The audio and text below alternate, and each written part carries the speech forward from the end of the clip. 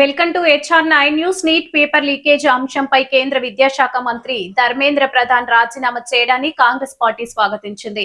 ఈ సందర్భంగా Congress working committee సభ్యులు డాక్టర్ ఎన్ రఘువీరారెడ్డి స్పందిస్తూ విద్యార్థి యువతకు అభినందనలు తెలిపారు. నీట్ పేపర్ లీక్ అంశంపై కేంద్ర విద్యాశాఖ మంత్రి ధర్మేంద్ర ప్రధాన్ రాజీనామా చేయడం విద్యార్థి యువత సాధించిన తొలి విజయమని కాంగ్రెస్ వర్కింగ్ కమిటీ సభ్యులు డాక్టర్ ఎన్ రఘువీరారెడ్డి అన్నారు.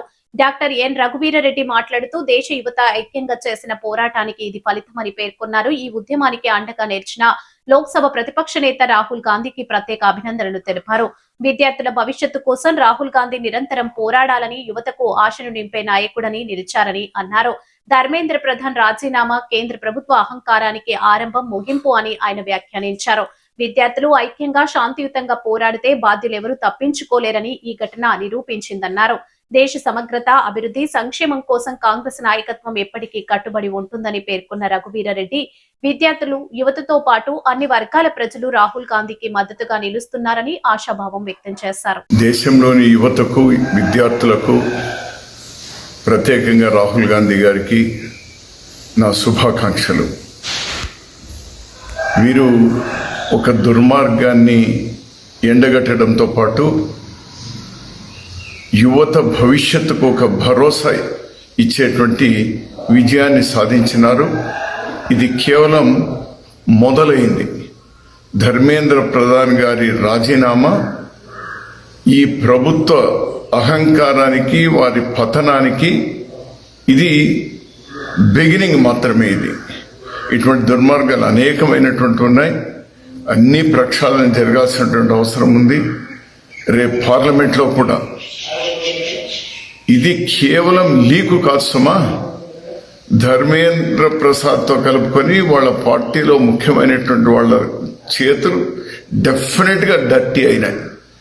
డెఫినెట్గా దీనిలో డబ్బులు చేసుకోవడానికి, డెఫినెట్గా ఈ లీకులు 152 లీకుల్లో మెజారిటీ ఆఫ్ ద లీక్స్ వాళ్లకు ఉద్యోగాలు ఇప్పించుకోవడానికో, వాళ్లకు సీట్లు ఇప్పించుకోవడానికో జరిగినటువంటి తతంగం. ఇదేదో ఆషామాషి లీక్ కాదు ఇది. అందుకోసం యువత అంత భగ్గమన్నది విజయం సాధించింది. రాహుల్ గాంధీ గారు పట్టువదలి విక్రమార్కులుగా అతను చేసినటువంటి పోరాటం అంతా ఇంత కాదు. ఈ ప్రజాస్వామ్యంలో ఇది అవసరం. ఈనాడు వాళ్ళ అహంకారం అనేటువంటి కొమ్ములు విరిచినారు. రామ మందిరంలో జరిగినటువంటి దోపిడీ, రైతులకు సంబంధించి